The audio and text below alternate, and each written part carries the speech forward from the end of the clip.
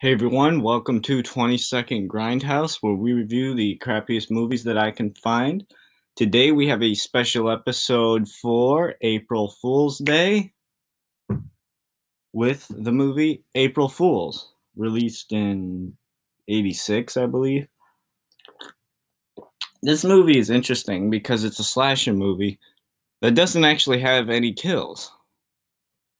I'll explain how that's possible in a little bit. We begin with a video camera shot of a woman who's named Mary. Then she tells us that she's going to an island for spring break. She then starts talking about herself, and it's not very interesting. They then pass the camera around in the group and then talk about what they like to do on the first date. We then get an extended scene of Muffy, the main character, talking about her walking around her basement. And then she picks up a music box, and then we get a montage of all her memories with said music box. Even though it's a slasher movie, scenes like this make it pretty boring. Yeah, I have no idea what's happening right now, and then we cut to all the kids going to the island on a boat. As they then wait for the ferry, their conversations are, as usual, scripted dialogue that's not very good. The boat finally arrives, and as they board it and converse more about drama and the unimportant plot points, Hal strikes up a conversation with a swimsuit wearing Muffy. Basically, most of this whole ride is padding for the movie again. Muffy is pretty hot, though, I gotta give her that. As they approach the island, the girls are less than impressed with it. Meanwhile, we cut to a game the two boys were playing with a switchblade as it goes badly, and one of them gets stabbed in the stomach. This turns out to be a prank, though, because the plot of the movie is pranks. One of the teens who jumped in the water to secure the boat to the pier gets partly crushed by the boat, and then they arrive at the house. So yeah, he just gets crushed by the boat and sent back to the mainland, and then they go to the house. Yeah. That they're staying at. They are stunned by the dining room. Okay. Kind of a weird scene. Dining rooms are kind of normal. We cut to the girls in the kitchen cooking food and taking one of those quizzes in the teenage girl magazines. I'll spare you what the question is. The whole scene is pretty much just really awkward. We then cut to one of the boys on the lawn doing an impersonation of Mary from the beginning. Not really sure what that's for, but, you know, it's a teenage movie, so it's gotta be funny. Not really, but whatever. We then get a scene of Skip blaming himself for getting hurt when okay, I have one question for this movie. When is the slasher part gonna start? Because it hasn't started yet, and we're like 15 minutes in.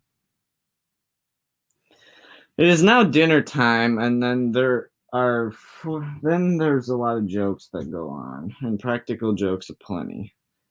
They talk about graduation and what they're gonna do, which most of the time is nothing because they're so rich. 8 rich people. They all get wine to drink, but the glass is made to spill when you drink from it. Another prank.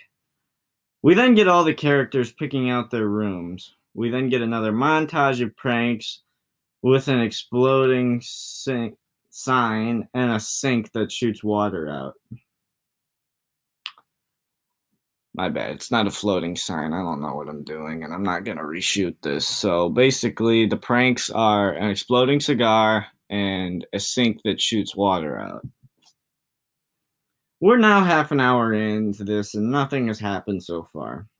We then get another awkward moment where someone walks in on someone doing a particularly flexible position on his girlfriend. Then we get another random scene where a bunch of pranks happen.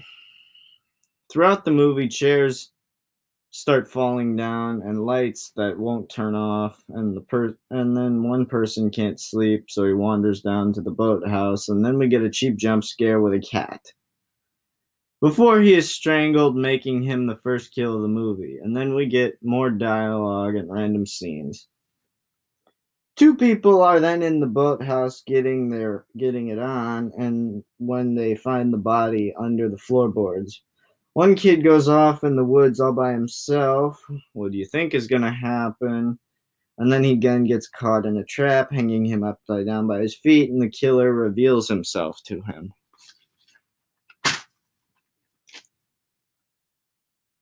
They then notice that the guy is gone, and they go looking for him, and then the movie finally starts to pick up some more.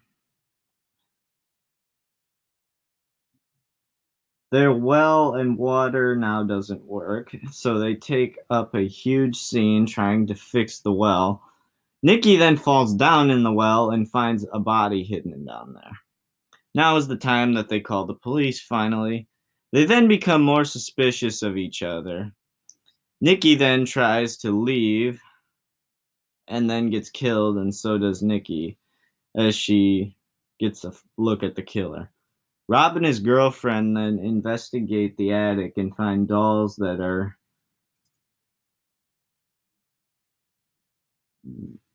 like acted out as the murder weapons. It's kind of weird.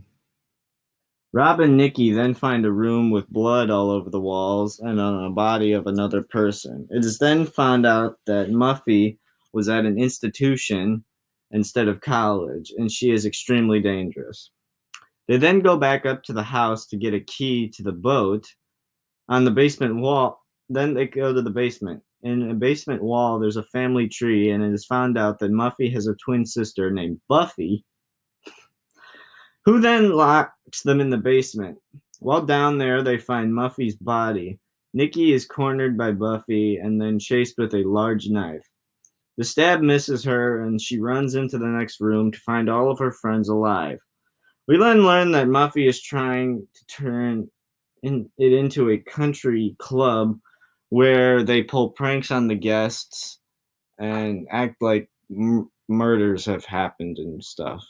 That sounds like a terrible idea. It was all a prank, bro, pretty much. It's pretty much an it's all a prank, bro moment right there. They then party it away because the last prank is Muffy. They then do one last prank during a large party scene where Muffy gets her throat slit. I think I just did a terrible job of explaining all that. Just, if you want to go watch it, whatever. It's the only movie I could find that happens on April Fool's Day. So, yeah. April Fool's Day was released in 1986. It had a budget of $5 million, so pretty high budget of the time. It made $12 million at the box office, so yeah, it's a decent profit right there. It was directed by Fred Walton, mostly known for directing When a Stranger Calls and then When a Stranger Calls Back, and a few other movies that aren't very interesting, some dramas and stuff.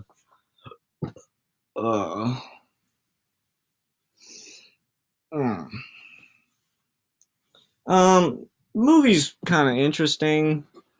The part at the end where all the kills were like pranks and stuff, that threw me off. I did not see that one coming. Yeah, it's really interesting. I like how they managed not to kill anyone in this whole slasher movie. So yeah, that was pretty cool. But yeah, once again, this is another one where you can't really explain and you just have to go watch it because everything you're seeing is not real. So yeah. Anyway, guys, please like, subscribe. I'll have a new episode for you some other time. Bye.